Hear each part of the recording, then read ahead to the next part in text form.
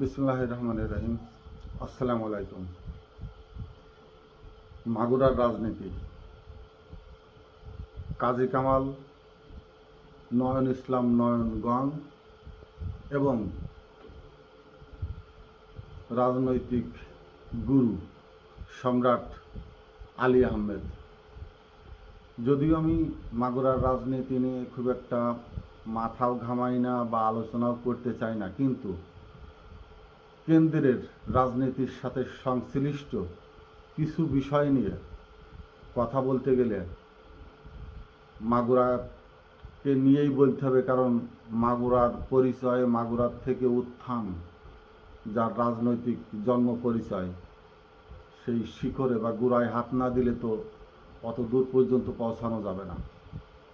এই জন্যই মাগুরাকে জড়িয়ে নিয়ে কিছু কথা বলতে হচ্ছে। আপনারা সবাই একটি লোককে চেনেন, যুক্তরাজ্য ভিত্তিক বাংলাদেশ জাতীয়তাবাদী দল বিএনপির সভাপতি এম মালেক। মধ্যবয়সী, সম্ভবত 50-55 বছর বয়স, চাপ দাঁড়িয়ে আছে, সবসময় হ্যাট মাথায় দিয়ে থাকেন। খুব প্রভাবশালী, অত্যন্ত ক্ষমতাশালী এবং এতটা দাপুটে রাজনীতিবিদ যে স্বয়ং ভয়ঙ্কর দানবিক স্বৈরশাসক শেখ হাসিনাও ওনার সাথে দেখা করে কথা বলতে চেয়েছিলেন শেষের দিকে এসে।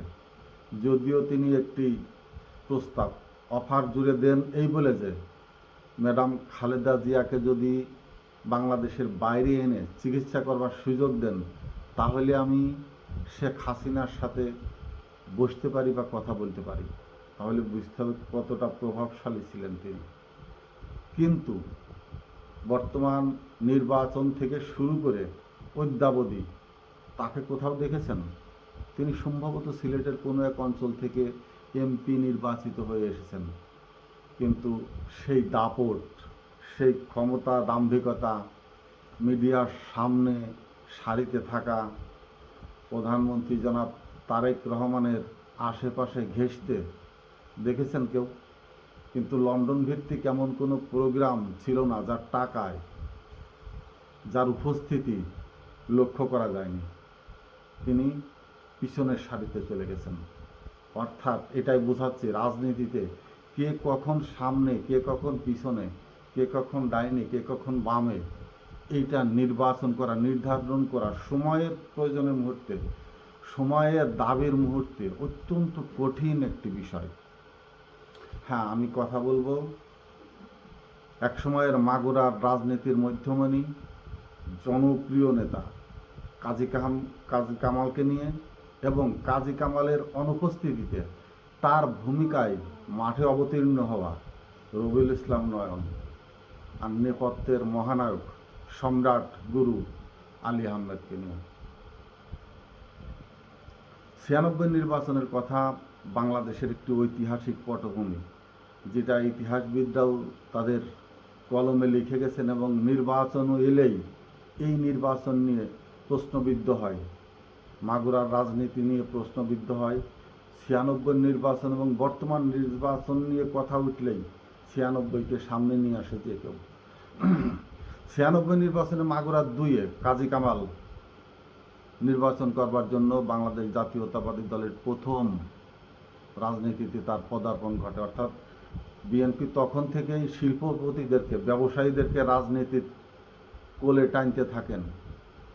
দলের অর্থের প্রয়োজনে হোক, জনপ্রিয়তার শীর্ষে থাকা ব্যক্তিদেরই হোক, ওই সময় যে মুন্সিগঞ্জের পরিচিতি জানেন সবাই, সিনহা সাহেবরাও, অর্থাৎ শিল্পপতি যারা, তারা রাজনীতিতে পা রাখেন। ওই সুবাদে কাজী কামালও মাগুরা 2-এর নমিনেশন নিয়ে আসেন এবং সেই সময় 1-এ নির্বাচন করেন আজকের সংস্কৃতি মন্ত্রী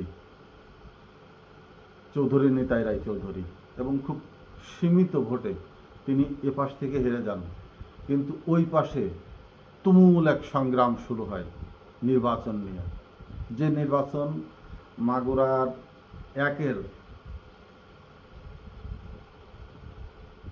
অধিবাসী বা 1-এর ভোটার হয়েও জনাব আলী আহমেদ দীর্ঘ একটি শ্রম দেন, দুয়ের রাত দিন এই কাজী কামালের পিছনে তাকে এমপি বানানোর জন্য তার শ্রম, মেধা, ক্ষমতা, দাপট সমস্ত কিছু তিনি ওখানে প্রয়োগ করেন এবং যে কোনোভাবেই হোক কাজী কামালকে নির্বাচিত করেন।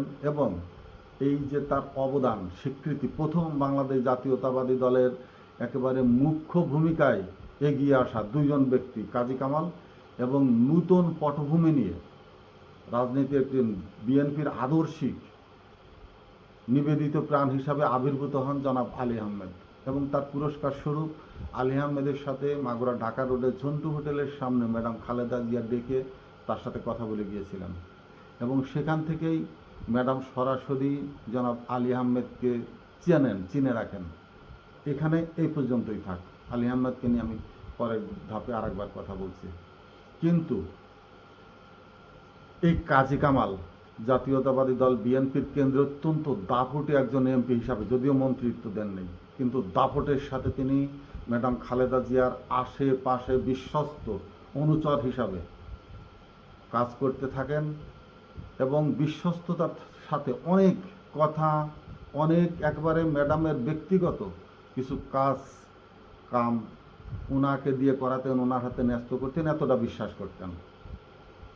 কিন্তু জিয়া অরফানের যে আশা, কুয়েত থেকে সেই সামান্য কিছু অর্থ ম্যাডাম যেভাবে ব্যবহার করতে বলেছিলেন, রাখতে বলেছিলেন, সেভাবে যদি রাখা হতো, বিতরণ করা হতো বা সেইভাবে বাইরের একটা ধারাবাহিকতা থাকতো, তাহলে কিন্তু পরবর্তীতেই মাত্র 200 কোটি টাকার জন্য ম্যাডামের নামে মামলা হয় না এবং দীর্ঘদিন তাকে শুধু একটি মামলায় কারাভোগ করতে হয়। পাশে কাজী কামালও ওই দণ্ডেই দণ্ডিত হন। তিনি কাশিমপুর কারাগারে থাকেন। কারাগারে থাকা অবস্থায় দীর্ঘদিন চিকিৎসার নাম করে হোটেলে বিলাসিতাময় জীবনযাপন করেন। কারাগারের সামনে দীর্ঘ একটি পুকুর খনন করে তেনার পয়সায় মাছ দেন এবং সেই মাছ কয়েদিদের খাইয়ে অনেক সুনাম অর্জন করেছিলেন পাটাতনের নিচে, দরজার আড়ালে থেকে, আমলিগের অত্যন্ত বিশ্বস্ত জায়গায়। কিন্তু তিনি বের হচ্ছিলেন না বা আমলি তাকে বের করছিল না, যে একই ধারায় একই মামলায় ম্যাডাম খালেদা জিয়া কারাগারে, তাকে তো বের করার কোনো কথা সুযোগ নেই। তিনি বেরোলে ম্যাডাম খালেদা জিয়াও বের হয়ে যান। এই যে পড়ে গেলেন আর চোখে বা দলের বাম চোখে পড়ে গেলেন। কিন্তু বর্তমান মন্ত্রী, সেই 2 আসনের বর্তমান যিনি মন্ত্রী হয়েছেন এমপি হয়ে, নিতাই রায়চৌধুরী, তিনিও কি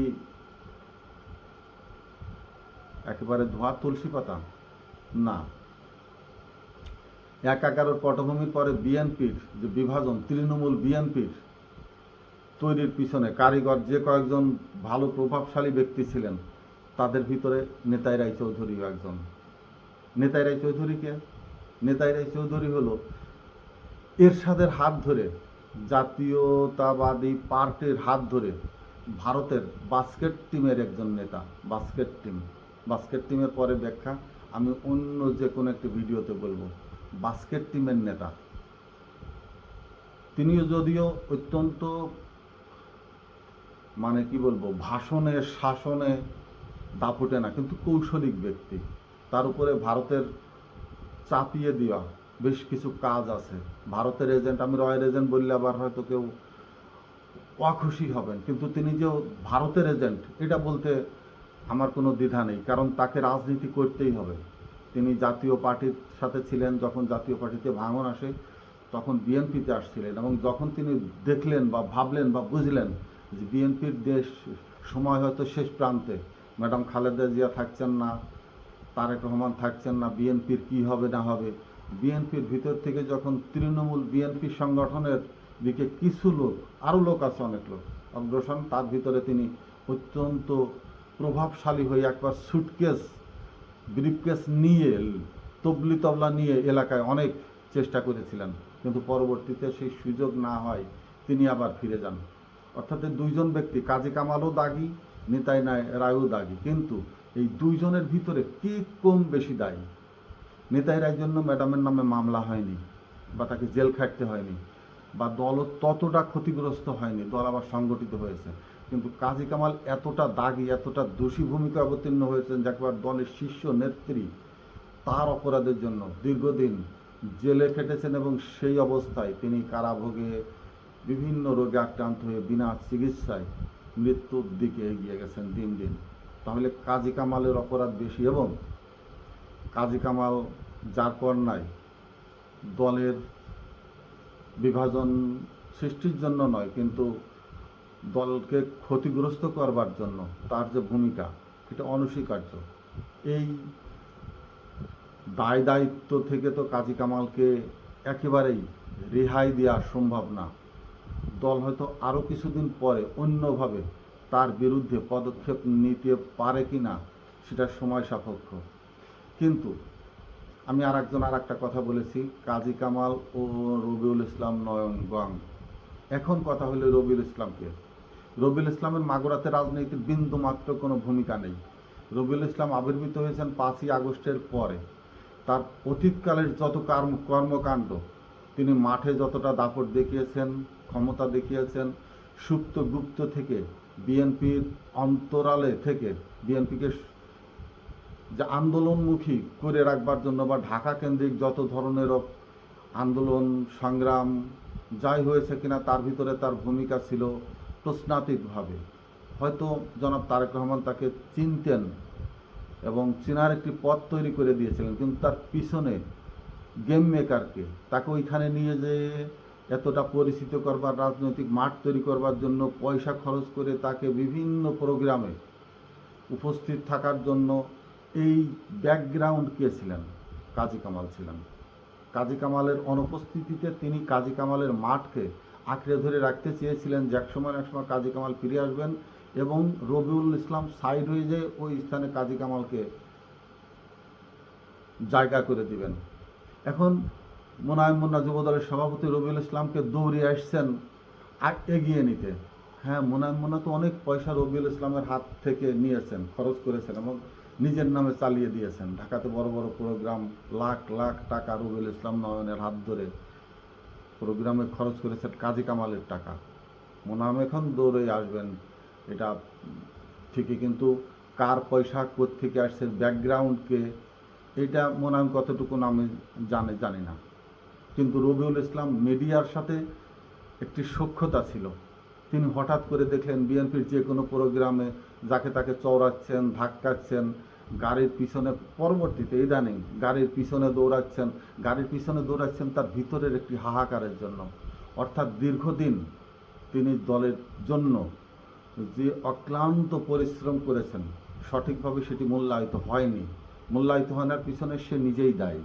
ওই যে অভ্যাস, হাত তোলা অভ্যাস, পা তোলা অভ্যাস, ধাক্কাধাক্কি, ফুটপাতে দাঁড়িয়ে লেকচারারদের মতো বিহেভ করার যে অভ্যাসটা তার ভিতরে গড়ে উঠেছে, তিনি সেখান থেকে বের হইতে পারেননি। ব্যক্তিত্বকে আর ওই জায়গায় নিতে পারেননি যে জায়গাটা নিলে তারেক রহমানের সাথে যে কয়জন মানুষ ঘুরে বেড়াচ্ছে। রুম্মনকে আমি চিনি, কোথায় ছিলেন, কিভাবে, কোন পটভূমি, অত্যন্ত দক্ষ, সূক্ষ্ম, বুদ্ধিমান, বুদ্ধিদীপ্ত একটি ছেলে।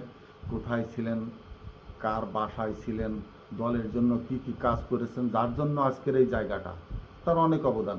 রবিউল ইসলাম নয়নও পারতেন, কিন্তু রুম্মন যে ব্যক্তিত্বের পরিচয় দিয়েছেন রবিউল ইসলাম সেটা দিতে পারেননি। তিনি ফুটপাতের নেতা হিসাবে নিজেকে জাহির করেছেন, তারেক রহমানের সামনে সেইভাবেই উপস্থাপিত করেছেন নিজেই, অন্য কেউ নয়। মিডিয়াকে পয়সা দিয়েছিলেন তিনি পরিচিত হবার জন্য, কিন্তু তার মিসবিহেভ মিডিয়ার সামনে যেভাবে মানুষের সামনে উপস্থাপিত হয়েছে এবং প্রশ্ন তুলেছে, যারা সরাসরি তারেক রহমানের কানে তার ব্যাপারে কথা তুলেছেন, যার জন্য আজকে তাকে এই ধাক্কাটি খেতে হচ্ছে। এখন যারাই কাজী পরবর্তীতে নমিনেশন পাওয়ার পর নেতাই চৌধুরীর বিপক্ষে রবিউল ইসলাম নয়নের যে ভূমিকা, কাজী কামালের পক্ষ হয়ে বড় একটি বিক্ষোভ তুলে ধরা, আর পাড়ার ওই অঞ্চল দিয়ে কাজী কামালকে নিয়ে আলাদা মিটিং করানো, রোড অবরোধ করা, রাস্তা অবরোধ করা, এগুলো দলের জন্য অনেক প্রশ্নের সম্মুখীন করে তুলেছিল দলকে বিভাজন করবার জন্য। কিন্তু দলকে বিভাজন করবার গুরু কিন্তু নেতাই, সেই তৃণমূল গড়বার সময় থেকেই। কিন্তু তিনি মূল দলে ঢুকে গেলেন, দলের বিভাজিত নেতা কাজী কামাল পড়ে গেলেন গর্তে। এখন রবিউল ইসলাম নয়ন বা কাজী কামালের পক্ষে যেই মায়া কান্না কাঁদতে যাবে, সেই ওই কাজী কামাল গ্রুপের ওই গঙের পক্ষের ব্যক্তি হিসাবে পরিচিত এবং দল থেকে আরও তার দূরত্ব বাড়তে থাকবে। এটা নিয়ে আমি আর একটা ভিডিও করব। আমি শেষ মতো 2 লাইন বলে যেতে চাচ্ছি মাগুরার রাজনৈতিক সম্রাট গুরু আলী আহমেদকে নিয়ে। ওই যে বলছিলাম ম্যাডাম খালেদা জিয়া তার সাথে হাত মিলিয়ে গিয়েছিলেন, হ্যাঁ, তারপরে গোপন কিছু কথা আমি বলবো না। ম্যাডাম খালেদা জিয়া চিনতেন তাকে এবং তার মিসেসকে চিনতেন, এবং বাংলাদেশ জাতীয়তাবাদী দলের বিশ্বস্ত নেতা হিসাবে ম্যাডাম খালেদা জিয়ার কাছে যে একটি লিস্ট ছিল সেখানে আলী আহমেদের নাম ছিল। কিন্তু বিএনপি ক্ষমতায় থেকে যাবার পর আলী আহমেদের উপরে যে খড়গ নেমে এসেছিল, ওই সময় একজন ব্যক্তি আলী আহমেদের পাশে এসে দাঁড়িয়েছিলেন, অপরিচিত অরাজনৈতিক ব্যক্তি। সেই ব্যক্তিটি একটি কাজ করে দিয়ে গেছেন শেষ তক পর্যন্ত। বাংলাদেশ জাতীয়তাবাদী দলের যে লিস্ট ম্যাডাম খালেদা জিয়ার কাছে ছিল, সেই লিস্টের থেকে খুব শ্রম এবং খুব মেধার প্রয়োগ করেই সেই লিস্ট থেকে ম্যাডাম খালেদা জিয়ার কাছে ছোট্ট একটি সবুজ নোটবুক ছিল, সেইখানে জনাব আলী আহমেদের নামটি অন্তর্ভুক্ত করে দিয়ে গিয়েছিলেন।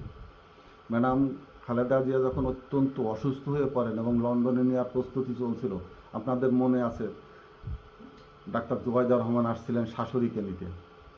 ওই সময় সেই নোট খাতাটি ডাক্তার জুবাইদুর রহমানের হাতে তুলে দেন এবং তারেক রহমানের হাতে দিতে বলেন তিনি, এবং সেটা যেন তিনি মেনে চলেন, এবং বিশ্বস্ত নেতা হিসাবে আলী আহমেদের নাম ওই গ্রিন নোটবুকে চলে যায়। আলী আহমেদ কি তাকে চেনেন? চেনেন না। চেনেন, জানেন না। জানলেও তিনি না চেনাই ভালো। অপরিচিত কিছু মানুষ থাক না দূরে। আজকের মাগুরা জেলা পরিষদের প্রশাসক হিসাবে দায়িত্ব পালন করছেন। হয়তো তিনি বিশ্বস্ততার সাথে আরও এগিয়ে যাবেন। নেপথ্যে থাকা মানুষগুলো যেমন ভালো থাকার কামনা করে, আশা করে, এবং আলী আহমেদও ভালো থাক, উত্তর রাজনীতির মাঠে তার গৌরব সম্মান আরও বৃদ্ধি পাক। কিন্তু